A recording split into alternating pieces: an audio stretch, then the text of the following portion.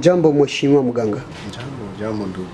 Okay, nafikiri tulikuja kutembelea kliniki ya Rutasoka kama vile pasha habari na wachunguzi vile vile wa mambo ya maendeleo ya Uvira, na tunakuona hapa. Wewe kwa jina lako unaweza kuitwa nani mzee? Ndio, mimi ninaitwa infirmier Bya Mungu Maneno Toi. Ndio. Niko infirmier hapa kwa kliniki ya Rutasoka. Asante sana. Nafikiri kwa uzinduzi ulikuwepo hapa, mwanzo kliniki inaanza na mpaka leo uko hapa. Nafikiri experience ushando naiona. Kliniki ya Rutasoka nafikiri ni kliniki ambayo Uvira wanaielewa na wanaijua kwamba ni kliniki kwa leo inakuwa na heshima yake. Nafikiri ningeuliza kitu kimoja ni hiki. Kwa mapokezi ya wagonjwa ambao mnapokea hapa, ni kitu gani ambacho hakiendeki zaidi kinafanya kwamba wewe mganga usijisikie kuwa na mafanikio ya kazi yako kabisa ulivyosomea?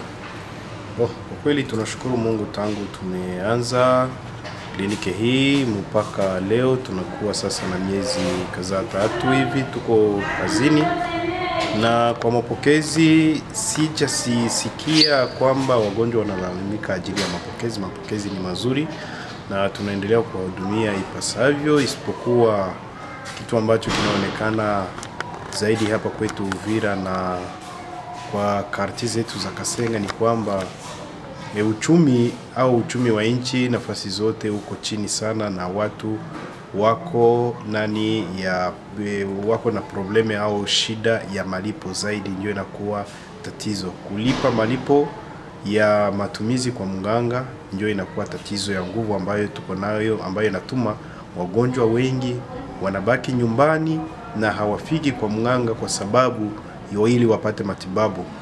Yaani uwezo, yani ekonomi inacheza kidogo. Ekonomi, kufuatana na ekonomi, watu wote kwa hizi siku hali kiuchumi ni mbovu zaidi. Ekonomi ya nchi, pesa zimemaliza, tunaweza kusema zimeshuka, hazina tena thamani zaidi, na watu hakuna makazi. Donc mtu anagonjwa lakini anafikiria kwamba anashindwa hata na kufika kwa mganga kwa sababu ya ukosefu wa namna ya kujitunzisha. Na wale ambao walifika na wengine wangali wanafika, lakini wanafika katika ile hali ya kusema iski ataweza au hataweza, lakini tunawapokea kwa namna yao na jinsi wanajiweza, na tunafanya ile ipasavyo na kuwasaidia. Wamoja wanalipa kidogo na wengine wanaenda na deni, wanarudi wanakuja kulipa wakati anafanikiwa.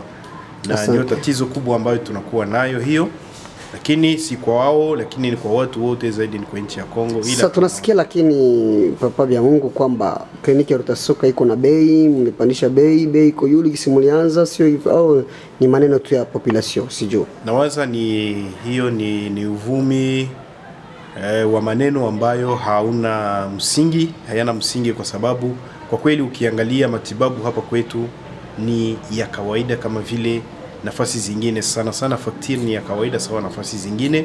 Na tulijikaza, tulikuja kwa ajili ya kusaidia watu. Mtu anafika na hatumuombi hata kosio, analitunzwa mpaka jinsi anamaliza matibabu yake au matunzo yake, na ni hapo ndipo tunafanya faktire. Na mara kwa mara tunaifanya pamoja na mgonjwa, tunaketi ndani ya biro na tunafanya ile faktire pamoja na yeye. Hii umetumikisha, hii tumetumikisha, uliona, kisha tunamaliza faktire pamoja na yeye na tunasikilizana, na anajisikia kwamba kwa kweli hii ambayo mnaifaktire ni ile ambayo nimetumikisha, na kisha inakuwa. Isipokuwa tu ni uvumi wa maneno ya watu kusema kwamba faktire ni kubwa, lakini faktire si kubwa, ni faktire ya kawaida kama nafasi zingine. Asante sana. Tukiongea kitu kingine ni hiki kwamba serikali ambayo inaitwa serikali ya demokrasia ya Kongo, eske serikali yetu ya Kongo inanyanyasa kliniki kwa mataxe wala kwa kuonekana kwamba kliniki hiyo hairespekte ma norme na mafacturation ya Republique Democratique du Congo? Kwa kweli tangu tumeanza tumekwisha kuona servisi kadhaa ambazo zilifika na kuuliza yale ambayo ya Kaisaria kama unasema, au ile ambayo taxi za leta, na tunawaona na kila wakati tunawajibu kufuatana na jinsi wanatuuliza na ile wanalitaka. Na maisha kwamba serikali ya wanyanyasi inawasaidia nini zaidi serikali? Serikali inatusaidia kwa sababu hata kwa kuitikia kuanza kazi hii ni jambo la kusema asante kwa serikali ambayo imetuitikia na kuanza kazi hii. Zile taxi ni kawaida kwa sababu kama wanatumika ndani ya nchi fulani inakuwa na sheria zake na lazima kuheshimu sheria, na taksi za nchi lazima kuzilipa, na ile tunahakikisha kwamba ile tunaifanya kila mwezi kwa wale ambao wanafika kuuliza. Kwa hiyo kitu kingine ambacho tungemalizia na tuongee ni hiki. Eske vitu vifaa vinafanya wewe kwamba ufanye kazi wewe kama mtaalamu, vifaa vya kazi eske unaona vinaenea, wala kuna vitu vinahitajika kwa kliniki ya Rutasoka ili kwamba wazamini au tungeongea wenye wanahusika na maendeleo ya ile kliniki wafahamu kama ni kitu gani kinahitajika itande besoin? Kwa kweli tunashukuru kwanza kwa ile ambayo tunakuwa nayo, kwa sababu kama vile tunajua kwamba kinganga ni kwa yule ambaye anaanza leo, au kinganga ni leo. Ni kusema kwamba ile ya jana inakuwaka ya jana mkinganga. Ni kusema kwamba materiali ambazo tunakuwa nazo, zile ambazo tumefungua na kuanza nazo zinatusaidia, lakini haitoshi. Tungali tunahitaji zaidi, kwa sababu kuna zile ambazo tungali tunakosea na zinafaa sana kwa ajili ya kutunza wagonjwa wetu au kuwasaidia kimatibabu. Yaani hatujajieneza, tungali wadogo sana kwa materiali, tuna materiali ndogo na tunahitaji wazamini kama wanaweza kutusaidia. Kama vile wengine ambao wanafika na kuuliza SK kiko tunakutana hatuna, lakini tunahitaji kwa wazamini kwamba wanaweza kutuunga mkono mara tena. Asante sana. Nafikiri kwamba kuna neno lingine ambalo lina maana sana kwa baada ya kutumika kliniki ya Rutasoka, mafanikio kama vile wa mganga, unapokea mafanikio yako wala mshahara wako kama vile kawaida? Kwa kweli siwezi sema kwamba ni mshahara, isipokuwa tunaweza kusema kwa Kifaransa, mtanihurumia, kwa Kifaransa wanasema ni encouragement au ni prime. Ni prime kidogo kwa ajili ya mganga kumwankuraje kikazi, lakini mshahara ni mshahara unatoka ni kwa leta. Leta ndiye anapokeza mtumishi, ndio mshahara kwa leta. Nafikiri hapo naongea cha maana sana. Kwetu sisi yani tunasaidia raia tuseme. Isipokuwa tu ni kusaidia raia, lakini tungeliweka mkazo kwa wale wote ambao wamekwisha kufika hapa, tuwalipishe, kila mtu alipe zile hela ambazo wanamuomba. Labda mtu angelikuwa na ile kidogo ya kumsaidia, lakini kwa sababu ya deni nyingi, ukosefu ndani ya watu ambao tunawatunza, kwa kweli inaonekana kwamba waganga ni kujipa tu moyo na kusaidia, lakini hakuna mshahara, isipokuwa ni kaprime au ni sabuni ile ambayo inaweza kusaidia tu. Asante. Oui. Bien Mungu, encore je peux te demander encore quelque chose, ceci. Comment est-ce que quel problème que vous trouvez dans votre travail? Bon, normalement nous avons assez de problèmes, mais parmi les problèmes nous avons l'incapacité de la population de se payer les soins. Et ça, le grand problème. Nous avons fait presque tout. Nous avons les médicaments, nous avons certains matériels. Le bâtiment est là confortable, mais jusque-là, nous recevons que des malades parce que les gens ne parviennent même pas à se payer des soins. C'est ça le grand problème que nous avons. Alors, c'est encore. Nous voulons savoir quel problème ou bien quelle aide l'État de la République démocratique du Congo. Est-ce qu'ils vous en brillent concernant les taxes ou quoi? Bon, notre gouvernement est là, il nous a aidés. Nous avons une aide du gouvernement sur l'autorisation. L'autorisation d'œuvrer dans ces pays, et surtout dans ce territoire d'Uvira et au quartier Kasenga. Ça, c'est une grande aide que notre gouvernement de la République démocratique du Congo nous a aidé à œuvrer et à implanter cette institution dans ce quartier, ou soit de la cité d'Uvira. Mais à part ça, il y a des taxes du gouvernement. Et les gens qui sont, celles qui sont concernées, ils nous viennent chaque fin du mois pour demander les taxes, et nous on s'acquitte de ces taxes du gouvernement.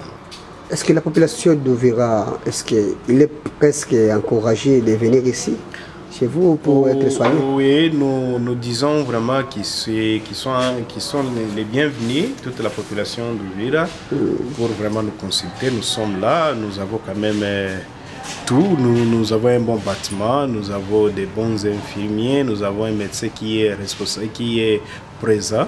Donc nous encourageons toute la population d'Uvira de nous faire consulter et nous allons venir en aide. Alors, à cette il est ici encore. Est-ce que lorsque vous soignez un malade, est-ce qu'il vous paye sérieusement ou il est fidèle à vous payer? C'est ça le grand problème que nous avons avec cette...